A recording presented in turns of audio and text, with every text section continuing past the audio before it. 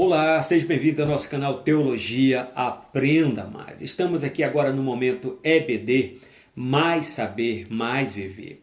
Estamos na escola bíblica dominical, para pensar acerca desse assunto que nesse trimestre, nesse primeiro trimestre de 2026, trabalhou o eixo temático muito importante que traz uma doutrina central, uma doutrina cardeal, uma doutrina essencial e fundamental para a fé cristã, a Santíssima Trindade, o Deus único revelado em três pessoas eternas. O comentarista é o Dr. Douglas Batista. Que Deus abençoe o Dr. Douglas Batista 1000 vezes mais, porque nos trouxe esse conteúdo tão importante dessa doutrina que não é muito conhecida diante da cristandade. Pessoas trocam essa doutrina por hinos que estão aí sendo tocados no mundo gospel, etc., sem conhecer as escrituras sagradas e nem tampouco conhecer a doutrina bíblica da Trindade. Então nós estudamos nesse trimestre, a primeira lição que está aí gravado. Você pode entrar no canal Teologia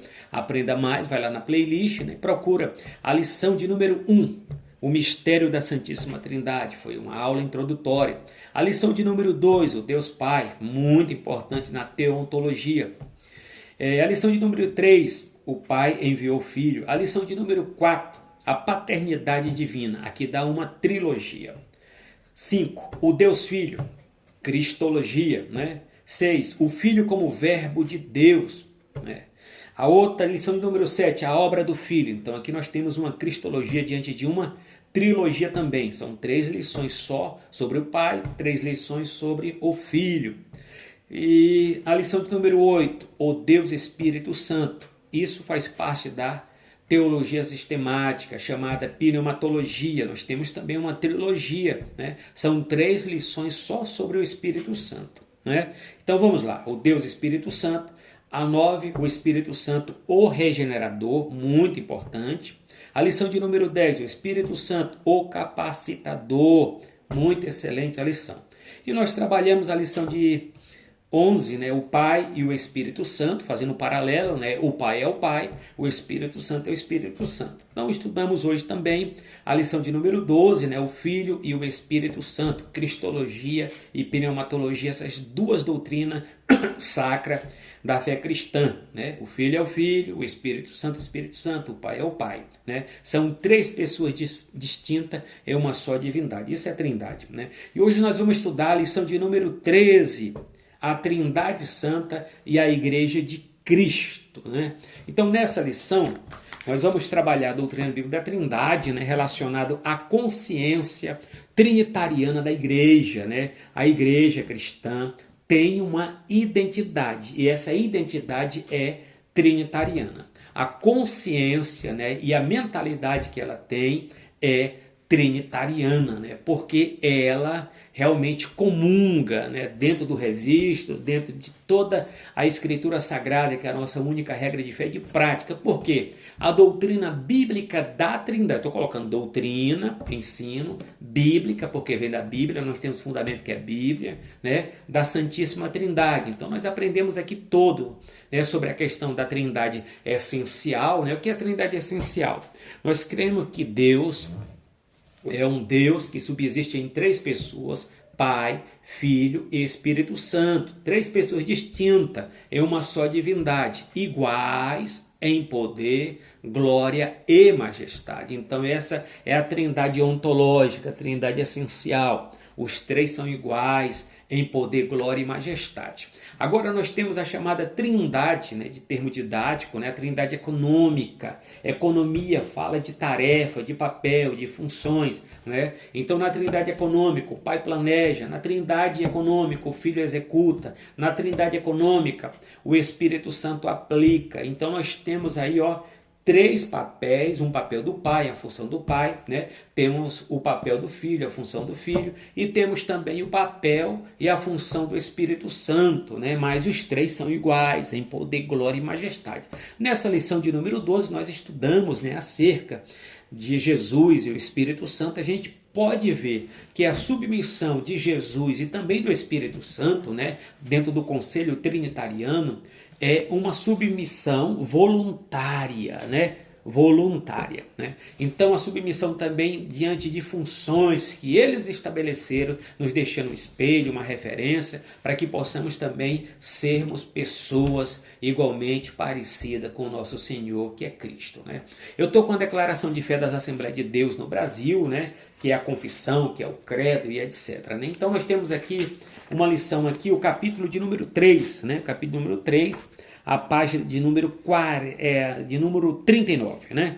Sobre a Trindade. Cremos, declaramos e ensinamos o monoteísmo bíblico, que Deus é uno em essência ou substância, indivisível em natureza, que subsiste eternamente em três pessoas: o Pai, o Filho e o Espírito Santo, iguais em poder, glória e majestade, distinta em função e etc, né? Então ele pega até o texto de Mateus 28 e 19, né, para ratificar a doutrina bíblica da Trindade, que não tem para onde eu insista realmente queixar dessa doutrina, porque tem base bíblica. Eu costumo dizer o seguinte: nós temos mais base bíblica para a doutrina bíblica da Trindade, sustentar essa doutrina, que é o mistério, que é supra-racional, que transcende. É como o Santo Agostinho, que escreveu, né, da Trindade, né, passou 16 anos escrevendo um livro sobre Trindade. Olha só, 16 anos escrevendo um livro sobre Trindade, né? Então ele fala que a doutrina bíblica da Trindade é uma doutrina para ser crida, para ser adorada e não compreendida. Até mesmo Deus não é para ser compreendido, porque Deus não cabe na nossa razão. Deus é para ser conhecido diante daquilo que ele se dá a conhecer, que é a revelação bíblica que está para nós e para todos, tá? Então na lição de número 13, né, que você vai ministrar no dia 29 de março de 2026, né, que você vai trabalhar nesse título, né, a Trindade Santa e a Igreja de Cristo. A igreja tem que ter uma consciência trinitariana.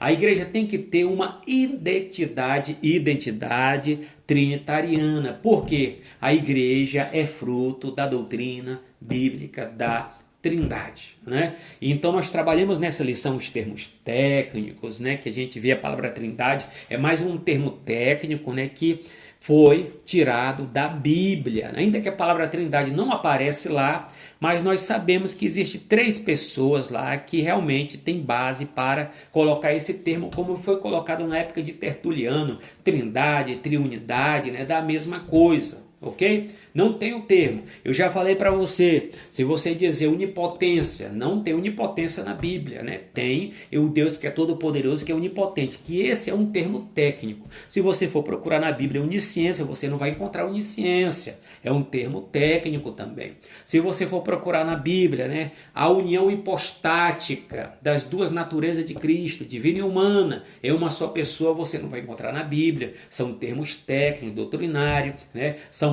formulações teológicas doutrinárias que a igreja do século II até o século V, nas decisões conciliares, formulou, né, e sistematizou essas doutrinas. Para termos uma doutrina, olha só, para termos uma doutrina pneumatológica do Espírito Santo, demorou-se 4 séculos, que foi lá no concílio de Constantinopla. Para se escrever um livro na época, quem escreveu um livro, A Doutrina do Espírito Santo, foi um bispo chamado Basílio Magno, né? O grande Basílio, que montou hospital, orfanato e etc. Ele que escreveu um livro. Gregório de Nissa, Gregório de Nazianzo, que é chamado os Três Capadócios, né? Que viveram no século IV, que foram os grandes teólogos que trabalharam acerca da doutrina bíblica da Trindade, da doutrina bíblica do Espírito Santo, que naquela época o Espírito Santo não era nem um Deus, né? Era considerado mais um mega anjo, né? Um atributo de Deus, como diz o judaísmo e etc. Não, a Bíblia não fala isso. A Bíblia fala que o Espírito Santo é uma pessoa, não é uma força ativa e etc. Então eu estou colocando isso para você ter uma consciência que a doutrina bíblica da Trindade não é invenção da Igreja Católica Apostólica Romana. A Igreja Católica Apostólica Romana só vem se consolidar em termos doutrinários, em termos bíblicos, toda essa estrutura de Vaticano, a partir da Contra-Reforma, em 1545 até 1560 e pouco, né, que é o chamado Concílio Tridentino, que ele vem formular todas as suas doutrinas. Inclusive tem doutrinas lá que nós comungamos com eles também, que são as doutrinas centrais, a doutrina da Trindade, a doutrina do Espírito Santo, a doutrina cristológica, que é a mesma para todos os ramos do cristianismo, tanto o cristianismo católico, como o cristianismo ortodoxo, e como também protestantismo, desde o dia 30 de outubro de 1517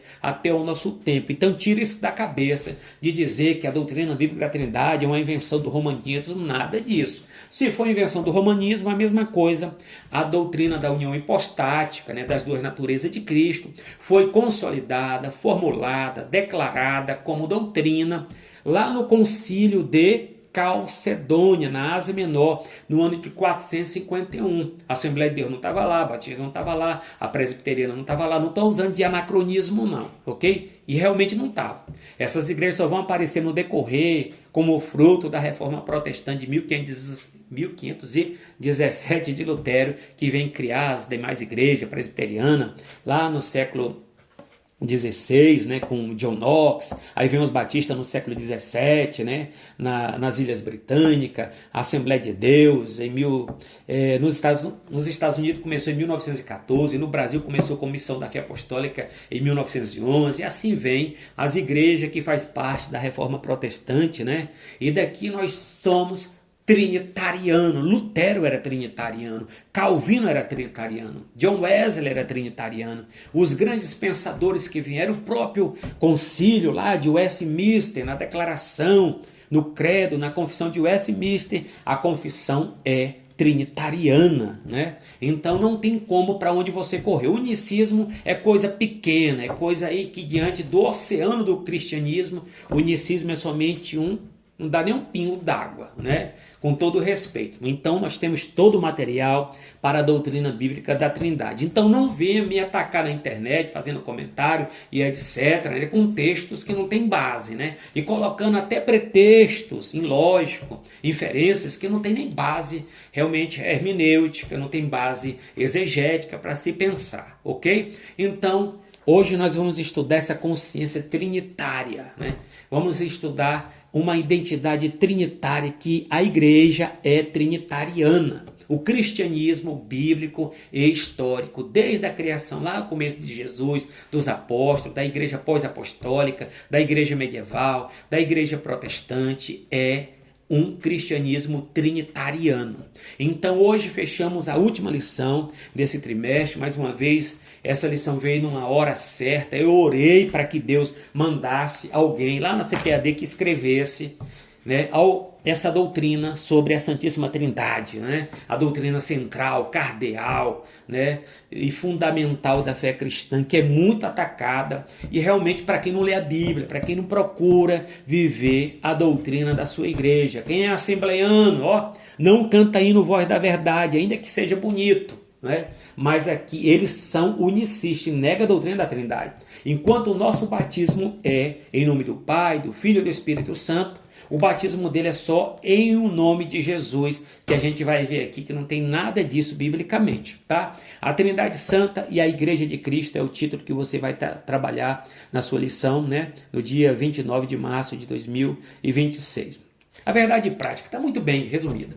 A redenção da igreja é uma obra conjunta da Trindade, né? Olha só o que ele colocou aqui. O Pai elege, né? O Filho redime e o Espírito Santo, né? O Espírito santifica, sustentando a fé e a missão da igreja no mundo. Isso aqui só foi treinando agora. Vamos ler novamente. A redenção da igreja é uma obra conjunta da Trindade. O Pai elege, o Filho redime e o Espírito santifica, né? Sustentando a fé e a missão da igreja no mundo. Então aqui está a obra trinitariana, a augusta trindade, né? Todo o conselho trinitariano está aqui. A leitura bíblica em classe que você vai trabalhar, né? Precisamente ela já foi trabalhada dentro do nosso comentarista, Dr. Douglas Batista, que ele faz uma exegese muito bem apanhada desse texto, está registrada em 2 Coríntios, capítulo 13, versículo 11 até o 13, que você conhece de cor e salteada. Tem algumas bíblias que a benção apostólica vai aparecer no capítulo 13 e o versículo 14. Nas edições Almeida aparece no versículo 13, tá? Do capítulo 13 de 2 Coríntios. Então você vai estudar a carta Petrina, que também fala sobre um conteúdo trinitariano e fala também da presciência de Deus Pai, né? Acerca da salvação da humanidade, da santificação. A introdução. A Trindade é uma doutrina fundamental da fé cristã, também a base da existência e da missão da igreja, isso é verdade. Ela revela o agir cooperativo do Pai, do Filho e do Espírito Santo, de uma forma harmoniosa na criação, redenção, santificação e na comunhão da igreja. Só aqui nós olhamos várias doutrinas. Doutrina da criação, doutrina da redenção, da santificação e da comunhão da igreja, que é a koinonia. Essa lição visa mostrar como a Trindade sustenta, guia, envia a igreja para o cumprimento do seu papel no mundo. Então, quem comissiona a igreja é a Santíssima Trindade, nos dando um exemplo aqui como foi na verdade prática. Compreender essa verdade fortalece nossa identidade como povo de Deus. Então é necessário que cada cristão, protestante, ou seja católico, seja ortodoxo, tenha consciência dessa doutrina, uma doutrina sacra, uma doutrina pura, uma doutrina central da fé cristã, que é uma doutrina inegociável. Eu escrevi um livro, Doutrina Bíblica da Trindade, uma doutrina inegociável. Se você quiser comprar meu livro em e-book, entra lá no site lá da Eduz, que está lá. Doutrina da Trindade, né? Uma doutrina inegociável. Não tem como se negociar essa doutrina com mais nada, nem com hino, nem com poesia, nem com melodia, etc. A palavra-chave é Trindade. A palavra Trindade, nós já aprendemos, não está na Bíblia, mas o conteúdo, a base bíblica está lá, nas Escrituras Sagradas, ok? Então, é um termo que vem desde a época de Tertuliano, na parte ocidental do Império Romano, é um termo que vem desde a época de Teófilo de Antioquia, né, que veio no século II, lá na parte oriental do Império Romano, né, Tríades, né, a Tríades, ou Tríades, né, que vem com Teófilo na parte oriental do Império Romano de fala grega. Tá? Então você entra lá na nossa playlist e vê todas as lições gravadas. O tópico primeiro aqui a gente vai trabalhar a Trindade e o plano redentor. O plano redentor. Tópico primeiro aqui, né, o subtópico. Eleito segundo a presciência do Pai. Já podia dizer logo que presciência é o conhecimento prévio do Pai. Mas vamos ver aqui o conteúdo da lição como ele colocou aqui. Deus elege a igreja desde a eternidade. Isso aqui é fato. É tanto para calvinista como também para arminiano. Deus tem um projeto de igreja desde toda a eternidade. Não quer dizer que Israel errou no Antigo Testamento e etc, tal, que Deus entra com o plano B, inventa a ideia de igreja. Não. A igreja já estava com Deus como pensamento, como ideia, como projeto, desde toda a eternidade. E assim como Deus escolheu Israel, Deus também tinha um projeto futuro de escolher também a igreja como projeto dele para ser aplicado no mundo, né? Igreja composta tanto de judeus como de gentios, né? Como Paulo fala lá em 1 Coríntios, tá? Então nesse contexto aqui, Deus elege a igreja desde a eternidade, já estava no projeto de Deus. Esse plano precede a nossa existência, pois fomos eleitos segundo a presciência de Deus Pai. Então, é a carta Petrina, né, que fala essa questão, que é Pedro está falando. O termo presciência está aparecendo aqui no grego, significa conhecer de antemão. Então, presciência é o conhecimento que Deus tem em todas as coisas, né? É um conhecimento prévio. E a presciência também está dentro da onisciência, que Deus tem todo o conhecimento, né? Junto também que envolve a presciência, e de lá está também todo o conteúdo dos atributos divinos. Vamos lá. Aponta para o conhecimento prévio de Deus, que sabe de todas as coisas antes de elas acontecer. O conhecimento prévio que tem todas as coisas, Deus já sabe de tudo. Assim, Deus elegeu de antemão aqueles que ele soube que iria crer e perseverar em Cristo. Então, no corredor, né, de toda a eternidade, de todo o futuro, porque Deus conhece o futuro. Deus não aqui, esse Deus que nós cremos aqui, não é o Deus lá do teísmo aberto, né? Do teísmo aberto, que é um Deus que não é onipotente, não é onipresente, não é onisciente, que não conhece o futuro. Ele está se desenvolvendo junto com a humanidade. Esse é o Deus do teísmo aberto, não é o Deus bíblico. O Deus bíblico conhece tudo, né? Porque ele é onisciente, ele é presciente, ele conhece o futuro, conhece o passado, ele vive no eterno presente, nada escapa, né, dele. Então ele conhece aqueles que vão crer lá no futuro. Ele sabia o coração de Esaú, conhecia o coração também de Jacó, sabia que o coração de Esaú, né, era voltado mais para as coisas maléficas, e o coração de Jacó, apesar de erros, apesar de tantas coisas, né, mas poderia ter uma transformação dentro da crença dele, tá? Então, quando também coloca também amei Jacó e aborreci Esaú, também a gente pode pegar no sentido também coletivo. Esaú representa os edomitas, povos, várias pessoas, e Jacó representa Israel e etc e tudo mais. Tá? Então, nesse caso aqui, Deus já conhece de antemão quem cria e quem não cria. E Deus já conhece de antemão todas as coisas, aquele que ele elegeu de antemão, aqueles que ele soube que iria crer e perseverar em Cristo. Então, Deus já sabe, né? Claro que eu não estou falando aqui de dupla predestinação, conforme a questão do calvinismo, né? Que uns já são predestinado, né? Predestinação, determinar o futuro. Uns já estão predestinados para o céu e outros estão predestinados para o inferno. Não estou falando nada disso não, né? Essa é a predestinação aqui, a dupla predestinação. Nós não queremos dessa maneira, mas Deus, como é onisciente, é presciente, conhece de antemão todas as coisas, ele sabe aqueles que vão crer e aqueles que não vão crer, né? Aqueles que vão receber o sacrifício vicário de Cristo e aqueles que vão rejeitar o sacrifício vicário de Cristo. Mas Cristo morreu por todos, né? Mas todos têm que crer em Cristo para a salvação, né? Tem que ter a decisão. Então, aqui dentro da visão arminiana, o homem não perde por completo, né, a noção de livre-arbítrio. Ele tem decisão, apesar que é livre-arbítrio, né, Calvinismo coloca livre-agência. Então eu não vou entrar muito aqui na soteriologia, a doutrina bíblica da salvação. Você entra no canal Teologia Aprenda Mais e procura lá a teologia dos principais reformadores, que eu falo de Calvino, de Lutero, que eles pensavam, que eles criam na Bíblia, e também de Yaakov Armínio, ok? Então aqui, Deus da presciência, ele conhece aqueles que vão crer e aqueles que não vão crer. É o Deus que é onisciente, onipotente, onipresente, que tem um conhecimento prévio. O que é onisciência? Conhecimento de todas as coisas. O que é presciência? É o conhecimento prévio que Deus tem de tudo o que vai acontecer. Então, Deus nunca teve um plano B, isso nem existe para Deus plano B. Deus sempre trabalha com plano A, ok? Deus sempre trabalha com plano A. Redimidos pelo sangue de Cristo. Vamos lá.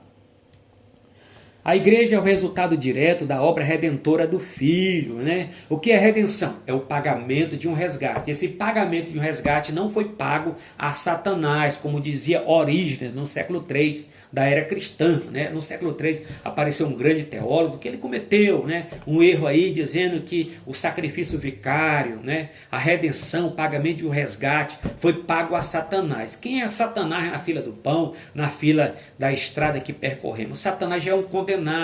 Então, o ofendido na história, desde os nossos pais Adão e Eva, quando pecaram, ele ofendeu a Deus. E nesse sentido, Deus Filho se entrega em prol, a favor, como sacrifício vicário, em prol da humanidade, como sacrifício vivo, como foi na festa da expiação, para Deus Pai.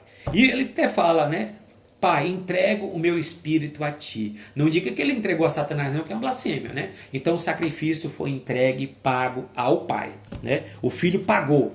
Isso está dentro do conselho trinitariano. Para o unicista fica difícil para o unicista, né? Para quem ele paga, né? Só não se for dizer que ele paga a Satanás. Não, ele paga para Deus Pai. Né? A redenção, o cheiro suave, a questão lá da tampa do propiciatório, né? Propiciar é apaziguar a ira de um Deus irado contra o pecado. Então Cristo é o nosso redimidor, ele que paga o nosso resgate para o Pai. Isso está feito dentro do projeto de Deus, o projeto redentivo, o projeto da salvação, o plano da salvação ou a história da salvação para toda a humanidade, ok? Nela os crentes são chamados por Deus, reconhecidos como eleitos segundo a presciência de Deus Pai. a aspersão do sangue de Jesus Cristo, que a carta petrina coloca, aspergir, jogar, derramar, o sangue de Jesus nos purifica de todo o pecado. Nesse enunciado temos a atuação do Pai, que elege, e do Filho, que redime com seu sangue, o sangue de Cristo. A frase aspersão do sangue remete ao ritual do Antigo Testamento, em que o sangue do sacrifício estabelecido, uma aliança, aspersão concedida, benefício aos adoradores. Lembra da festa do Yom Kippur, a festa da expiação, que está lá em Levítico, capítulo de número 16, né, que na festa do Yom Kippur, que era uma vez no ano, né, o sumo sacerdote se vestia de todas as indumentárias e tinha 2 bodes, o bode emissário e o bode do sacrifício. O bode era sacrificado, onde que ele colocava na cabeça do bode, confessando todo o pecado do povo, e de lá aquele bode lá que ele colocou a mão, era solto para o deserto, bode de Azazel, né? Ia para o deserto levando, né, todo o pecado da humanidade. E o outro bode era sacrificado, onde que ele pegava o sangue, entrava no lugar santo, ia para o santíssimo lugar, onde que estava lá o trono de Deus, que era a arca do concerto, que tinha um propiciatório e os querubins, e de lá ele aspergia. Mas aqui no Calvário, o escritor da carta aos Hebreus, é por isso que eu falo, para ler Levítico tem que ler junto com a carta aos Hebreus. O escritor da carta aos Hebreus disse: sem derramamento de sangue não há remissão. Sem derramamento de sangue, diga comigo, não há remissão, né? Então, nesse sentido, tudo lá no tabernáculo foi redimido, purificado com sangue, e a mesma coisa a nossa vida tem que ser purificada com o sangue de Jesus. Do mesmo modo, Cristo estabeleceu uma nova aliança, né, com seu próprio sangue para a remissão dos pecados. Berit Hadashah, uma nova aliança, né? O Berit Hadashah, que é a nova aliança, que está em hebraico lá, que aparece em Jeremias 31 e 31. Jeremias já profetizava acerca de uma aliança futura, e aqui nós temos essa promessa cumprida em Hebreus capítulo 9, que é a pessoa de Cristo, que faz uma nova aliança. Antigo Testamento, né? Palaia, né, a Palaia de Ateque, né, o Palaia de Ateque, antiga aliança, que é o Antigo Testamento, né, que lá o mediador era Moshe Rabban, Moisés, e a nova aliança, né, Cainé de Ateque, né, que é a nova aliança, que o nosso mediador entre Deus e os homens é Jesus Cristo, Filho de Deus. Eita glória! Ele amou a igreja e voluntariamente morreu por ela e no lugar dela. É isso. Ele tão amou ela, como disse Paulo em Efésios capítulo 5 e 25, que se entregou, se deu para a igreja, para a sua noiva. Esse ato é substitutivo, único, definitivo e eficaz, cujo efeito reconcilia o homem com Deus e purifica o pecador, né? 3. Santificado pelo Espírito Santo. Vamos lá. A obra do Espírito Santo é igualmente indispensável à identidade da igreja de Cristo, eleito segundo a presciência do Deus Pai. Primeiro, em santificação do Espírito Santo, está na carta petrina, 1 Pedro 1 e 2. Isso fica como para a leitura de um unicista. A não ser que o unicista vai dizer que quem morreu na cruz foi o Espírito Santo. Não, quem morreu na cruz, biblicamente, para todos os unicistas, foi Jesus e não o Espírito Santo. Ok? Mas aqui a carta petrina coloca a eleição do Pai, a redimissão do Filho e a santificação do Espírito Santo. São 3 pessoas aqui que aqui está. Nós somos monoteístas, nós cremos em um só Deus que subsiste eternamente, Pai, Filho e Espírito Santo. Nós temos aqui a aspersão do sangue de Jesus Cristo, ok? Vamos para frente o tempo, para não ficar muito grande o vídeo, né? O conjunto desse versículo revela a cooperação trinitária na salvação. O Pai elege, o Filho redime e o Espírito Santo santifica. As 3 pessoas da Trindade estão trabalhando em coinonia, em comunhão, né? Nos dando exemplo, sendo a referência para nós que trabalharmos em equipe, como igreja, como corpo de Cristo. O termo santificação do grego é hagiasmo, né? De santidade, né? A questão de hagios, de santidade. Indica a separação do pecado e de consagração ao serviço do reino de Deus, né? Sem a ação do Espírito, a igreja não passa de uma instituição humana, um clube social. Então, o Espírito Santo tem que estar na igreja para capacitar, para adornar, para regenerar, para santificar, para preparar essa noiva pura, santa, virgem, como Paulo falou em 2 Coríntios, para o encontro do Rei dos Reis e Senhor dos Senhores nos ares, né? Que é o noivo, o esposo da igreja. O Espírito que vivifica, purifica, conduz em conformidade com Cristo. Tópico 2, a igreja e a comunhão com a Trindade. Vamos lá. A consciência trinitária da igreja, a identidade trinitária. Subtópico, a comunhão com o Pai. Vamos lá. O amor demonstrado por Deus tornou-se possível nosso relacionamento com Ele. É o texto áureo da Bíblia, né?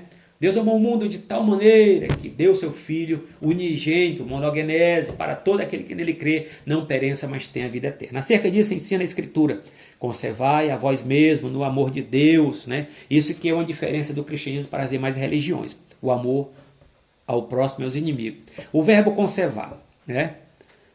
Ressalta a urgência e significa manter, preservar, guardar, permanecer. A Escritura admoesta os crentes a zelar pelo amor de Deus tem por nós, o amor que temos por Ele. É o amor que devemos aos irmãos. Vamos mais uma vez. Estar no amor de Deus implica caminhar na sua vontade e guardar seus mandamentos. Permanecer neste amor denota a verdadeira comunhão que se manifesta em uma vida de temor e tremor diante de Deus. O amor de Deus é, portanto, a fonte e o sustento da comunhão com o Pai e da perseverança da vida cristã. É o amor de Deus que é o vínculo do Calvário. 2. A comunhão com o Filho. Vamos lá, nós tivemos a base do Pai, agora com o Filho. João revela que por meio de Cristo que temos acesso ao Pai, a verdade e a vida. É por isso que ninguém vai ao Pai a não ser por Cristo. Ele é o caminho, a verdade e a vida. Né? Então vamos conhecer o Pai, o Espírito Santo, através de Cristo. Eu gravei um vídeo aí que está no meu canal Teologia Aprenda Mais, que a pergunta das pessoas, quem vão ver lá no céu? Vão ver só uma pessoa que é Cristo ou vão ver as três pessoas? Né? Nós sabemos que Cristo que se humanizou, que se fez carne, está com o corpo glorificado, mas a igreja também, logo após o arrebatamento, vai estar com um corpo incorruptível, corpo espiritual. E Jesus vai nos apresentar o Pai. Jesus disse mesmo lá no Sermão do Monte, que é um texto literal, em Mateus capítulo 5, versículo 8, né? Bem-aventurados puros de coração, porque verão a Deus. Então, ele vai nos apresentar o Pai. E o texto que quando a igreja é arrebatada pelo Espírito Santo vai levar para o noivo, e o noivo vai levar para a casa do Pai. Né? Então vai nos apresentar o Pai, vai nos apresentar o Espírito Santo. Entra lá no nosso canal Teologia Aprenda Mais, vai na nossa playlist e vê lá. Né? E não vem colocar comunicista não, que a gente vai ver só uma pessoa lá não. Né? Porque não tem base bíblica para isso. Se você tiver base, comprova biblicamente. Né? Então, do mesmo modo, em toda a história do cristianismo, desde Paulo, desde Agostinho, desde São Tomás de Aquino, Lutero, Calvino, os demais que vêm lá, os grandes vultos teológicos, da história, né? Todos são trinitarianos. Então, claro que Jesus é o rosto de Deus, como dizia Lutero, e nós vamos ter esse conhecimento, essa mediação, como também o livro de Apocalipse, lá no capítulo 21 e 22, fala do trono de Deus e o do Cordeiro. Né? É a discussão, quantos tronos vai haver lá? Né? Um ou dois, tudo mais. Mas lá vai estar as três pessoas, o Espírito Santo na plenitude, Deus lá, o Pai, assim como o Pai descia lá no Jardim do Éden, com voz, caminhava, etc. Algo maravilhoso vai acontecer. Deus não cabe hoje na nossa razão, porque hoje nós somos ainda pecadores, mas lá no céu já é outra diferença, né? Então vamos lá. Assim a vida eterna não é apenas uma realidade futura, pois estar em Cristo hoje é requisito essencial para a vida cristã. Cristo é o único caminho para nós irmos para o céu. Desse modo é impossível possuir vida sem ter comunhão com Cristo. Né? Então é necessário o homem nascer de novo, como Cristo disse para Nicodemos. Aquele que não nascer de novo nem vê o reino e nem entra. Né? Então é necessário. 3. Comunhão com o Espírito Santo. Né? A comunhão com o Espírito é um aspecto vital para a fé cristã. Judas adverte os crentes a seres edificados sobre a vossa santificação fé, orando no Espírito Santo. Né?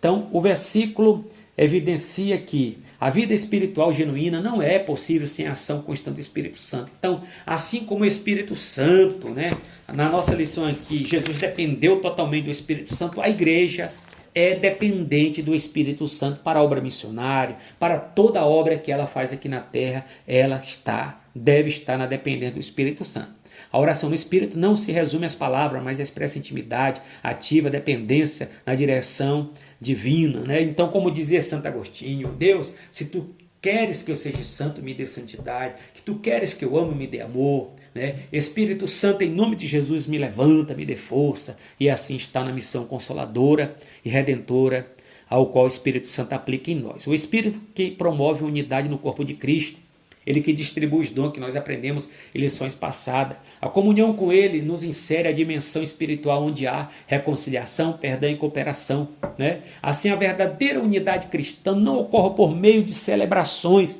mas é preservada pelo Espírito quando os crentes vivem em comunhão e amor com Deus, né? Esse amor sacrificial, amor que se dá. Subtópico, ou melhor, tópico 3. A igreja é enviada pela a Trindade, né? Que a gente fosse conversar com um pouquinho mais, abordar cada passo de cada conteúdo que tem nessa lição, a gente gastaria muito tempo, né? Porque aqui é um resumo, está muito bem trabalhada a lição, a didática, né? A síntese que ele fez, muito boa. A missão dada pelo Pai, ó, desde o Antigo Testamento, vemos Deus, vamos perder aqui, não, a Trindade age de forma cooperativa no envio da igreja ao mundo. A missão é uma extensão da comunhão trinitária para alcançar a humanidade com o Evangelho. Então, o Pai envia, apostelo, envia o Filho, né? E assim acontece, o Espírito Santo procede do Pai e do Filho. Olha só, a missão é uma extensão da comunhão trinitária, alcançada a humanidade com o Evangelho, né? As boas novas. A origem está no coração do Pai, cujo desejo é que todos os homens sejam salvos e cheguem ao pleno conhecimento da verdade. É uma citação de Paulo em 1 Timóteo 2 e 4, né? O conhecimento da verdade diante da nossa ignorância, né? Desde o Antigo Testamento vemos Deus chamando e enviando o seu povo para ser luz entre as nações. Era a questão que Deus escolheu Israel para ser luz entre as nações. É isso que está no profeta Isaías. Israel foi escolhido para ser luz, para ser luzeiro, para levar a mensagem acerca do Deus trino, do Deus lá, Criador, que apareceu a Adão e Eva. Você vê que Adão viveu 930 anos, levou a mensagem. Noé viveu 950 anos, levou a mensagem. E assim seus filhos, o povo de Israel tinha essa incumbência de ser luz entre as nações, mas fracassou, falhou, que você pode ver lá em Romanos capítulo 9, Israel no passado, Romanos capítulo 10, Israel no presente de Paulo, e Romanos capítulo 11, Israel no futuro, que vai se converter lá na grande tribulação. Mas está falando da fracasso de Israel. No Novo Testamento, esse chamado ganha novo vigor por meio da igreja, instrumento do Pai para proclamar sua graça. A missão não é uma ideia tardia, mas um plano eterno do Pai. Não foi Deus pego de surpresa. Deus é onisciente, onipresente, tudo ele já sabia que ia acontecer, né? Tudo ele sabia que ia acontecer. Então Deus é onisciente, presciente, tem um conhecimento prévio de todas as coisas.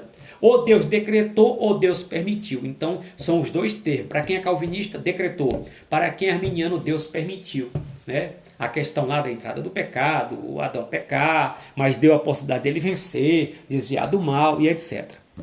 O envio do Filho é o ápice desse propósito. A igreja é chamada a participar dessa missão como corpo de Cristo no mundo, né? 2. O Filho comissiona seus discípulos. O Filho enviado pelo Pai, agora envia a sua igreja. Então, o Filho, o apostelo, foi enviado como apóstolo, né? O sumo apóstolo por excelência, como diz a carta aos Hebreus, ele é sumo sacerdote, ele é sumo apóstolo, supremo apóstolo, né? Porque ele foi enviado. Então, assim, ele não auto se enviou. Isso é uma resposta para o unicista. Quem enviou Jesus? Não, ele auto se enviou. Não tem isso na Bíblia. Quem enviou Jesus foi o Pai.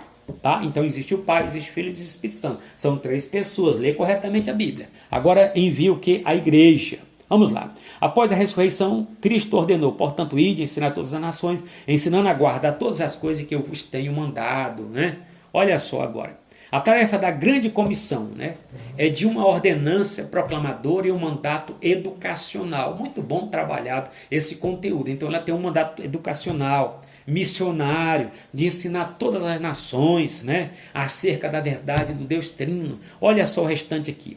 É responsabilidade da igreja evangelizar e ensinar a palavra de Deus. Isso é fato.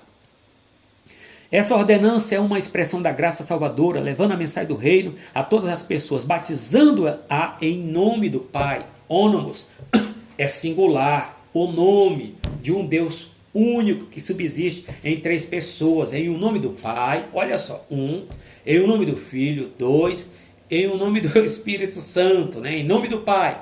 A gente coloca assim, em nome do Pai, 1, em nome do Filho, 2, e do Espírito Santo 3. Aqui tem 3 pessoas, o nome é singular, que retrata um só Deus, né? Em essência, em natureza, que dentro dessa essência divina, dentro dessa natureza divina, existe 3 pessoas, Pai, Filho e Espírito Santo. Eu já vi algumas pessoas de forma desonesta na internet dizendo que esse texto foi adulterado. No meu livro, Trindade, uma verdade inegociável, eu coloquei argumentando esse texto, pegando o livro de Eusébio de Cesareia, que eles pegam isolado o livro, porque Eusébio de Cesareia, na questão da história da igreja, que ele era um biógrafo de Constantino, que veio no século IV, Eusébio de Cesareia, né?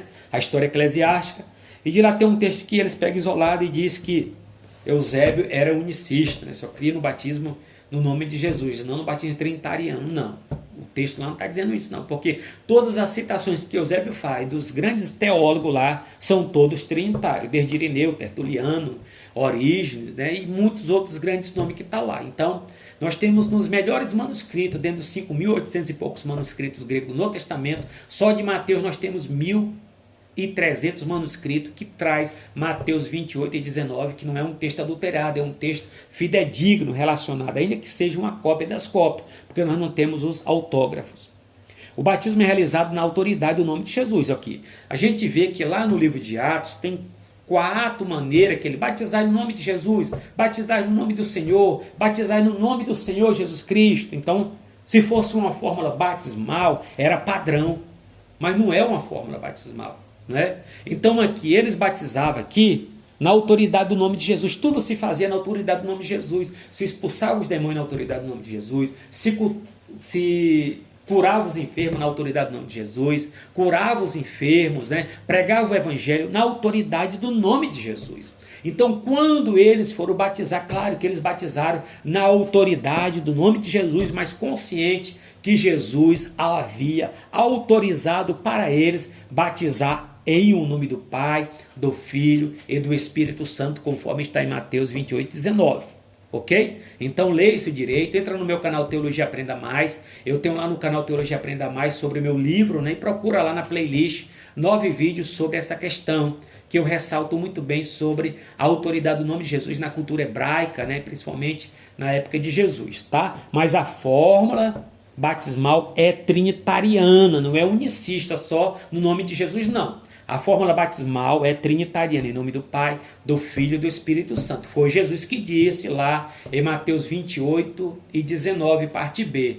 Quem manda, né? Manda quem pode e obedece quem tem juízo. Eu tenho juízo e creio que foi Jesus, então eu tenho que obedecer. Agora eu não vou na conversa de unicista, teólogo, esses caras que estão por aí que negam a doutrina bíblica da Trindade e tal, dizer que esse texto é adulterado, porque seria uma blasfêmia dessa maneira dizer isso, né? Que não tem base histórica e nem arqueológica. Não é apenas uma liturgia, mas também uma confissão pública de fé na obra redentora da Trindade. 3. O Espírito capacita e envia. Né? Vamos lá. A missão da igreja não pode ser realizada sem a capacitação do Espírito Santo. Isso é fato. A igreja depende do Espírito Santo, deve ser cheia do Espírito Santo, dirigida, capacitada pelo Espírito Santo. Ela é quem dá poder e ousadia para testemunhar a Cristo. É Cristo, é o Espírito Santo que dá poder para a igreja, né? Recebereis poder ao descer sobre vós, semeis testemunho tanto em Jerusalém, né? Judeia, Samaria, até os confins da terra, mas o dínamos, né? O poder, quem dá é o Espírito Santo para a igreja. A igreja sem o Espírito Santo, ela só produz pecados e pecado. A igreja sem o Espírito Santo é um clube social. A igreja sem o Espírito Santo não passa somente lá de uma cooperativa, etc. Mas a igreja cheia do Espírito Santo é o corpo de Cristo, cujo cabeça é Cristo, o Filho de Deus. Em Atos vemos o Espírito separando, enviando missionário para o serviço cristão. Vamos lá. Ele não apenas acompanha, mas orienta, dirige a tarefa evangelizadora da igreja. Né? Os grandes missionários foram comissionados, foram usados poderosamente pelo Espírito Santo. Né? É o Espírito quem concede os dons espirituais para o exercício eficaz do ministério, que está registrado em 1 Coríntios capítulo 12, versículo 4. Né? Então, um conteúdo muito importante aqui. Jesus batiza com o Espírito Santo, né? Temos a evidência física do falar em outras línguas, mas é o Espírito Santo que distribui esses dons. É o Espírito Santo que está hoje aqui, representando, né, todo o conselho trinitariano, o Pai, o Filho e o Espírito Santo, que eles que projetaram todo o projeto da salvação, todo o projeto criacional, o projeto lá de criar o universo, ex nihilo, né? A palavra latina, o bará, criar do nada, criar, né? Daquilo que realmente Ele sabe fazer, porque eles são Deus e nós somos servos, somos criatura do Pai. Eu sou trinitariano de consciência, de identidade, de doutrina. A Igreja Assembleia de Deus é trinitariana, a não ser que tenha uma Igreja Assembleia de Deus que já ouvi lá em São Paulo, que eu não conheço bem, mas já vi na net aí, que é uma igreja unicista, que nega a doutrina bíblica da Trindade. Né? Então essa não faz parte do nosso credo, da nossa declaração de fé. A Igreja Assembleia de Deus já é uma senhora, ela tem uma identidade, não troca a doutrina bíblica da Trindade por hinos da voz da verdade, que são unicistas, que acaba a doutrina da Trindade. E o último debate que ele teve num programa aí da internet aí, ele não soube nem explicar de fato o que é unicismo. Não soube explicar porque não tem base bíblica, não tem base bíblica. E a única base bíblica que nós temos é da doutrina bíblica da Trindade, uma verdade inegociável. Vamos lá, o vídeo vai ficar longo. A conclusão: a Trindade está presente em toda a história da salvação, na história do cristianismo, desde a nossa eleição, formação, santificação e envio. Por isso, como instituição trinitária, a igreja é chamada a cumprir seu papel no mundo com poder e fidelidade. Essa igreja vive, persevera, cumpre a sua missão mediante a comunhão com o Deus triuno. Essa doutrina não é abstrata, mas prática, viva e transformadora. É a conclusão de todo o contexto que nós estudamos sobre a Trindade. Eu quero deixar para você aqui, mais uma vez, a questão aqui da nossa declaração de fé, a página 39, capítulo 3, sobre a Trindade. Cremos, declaramos e ensinamos o monoteísmo. Nós somos monoteístas bíblicos, ó, que Deus é uno em essência, substância, indivisível em natureza, que subsiste eternamente em três pessoas, o Pai, o Filho e o Espírito Santo. Eles são iguais em poder, glória e majestade. Distintas em função, papéis que a gente já estudou. Né? Então está aqui a manifestação de aspectos. Portanto, ide, ensinar todas as nações, devemos ensinar a doutrina da Trindade, batizando-as em nome do Pai, do Filho e do Espírito Santo. Mateus 28 e 19. As Escrituras Sagradas claramente revelam que a Trindade é real e verdadeira. Uma só essência, uma só substância em três pessoas. Cada pessoa da Santíssima Trindade possui todos os atributos divinos: onipotência, onisciência, onipresença, soberania e eternidade. A Bíblia chama textualmente de Deus cada uma delas. As Escrituras Sagradas, no entanto, afirmam que há um só Deus e que Deus é um. Todavia, para nós, há um só Deus. 1 Coríntios 8 e 9. Mas Deus é um. Gálatas 3 e 20. Um só Deus e Pai de todos, o qual é sobre todos e por todos e em todos. Né? Então está aqui a doutrina bíblica da Trindade que nós estudamos, que nós já aprofundamos nas 13 lições, e que Deus em Cristo te abençoe poderosamente em nome do Pai, do Filho e do Espírito Santo, e seja um trinitariano de consciência, de identidade, de declaração doutrinária, de fé, e que Deus possa te abençoar poderosamente 1000 vezes mais uma vez, que Deus possa abençoar a CPAD, abençoar o Dr. Douglas, que trouxe essa lição, que eu orei muito para que Deus abençoasse alguém, né, que trouxesse essa doutrina muito bem trabalhada em 3 lições, a Santíssima Trindade, um Deus ou Deus único revelado em 3 pessoas eternas. Está aqui o contexto de toda a lição e o eixo temático. Até a próxima, que Deus quiser.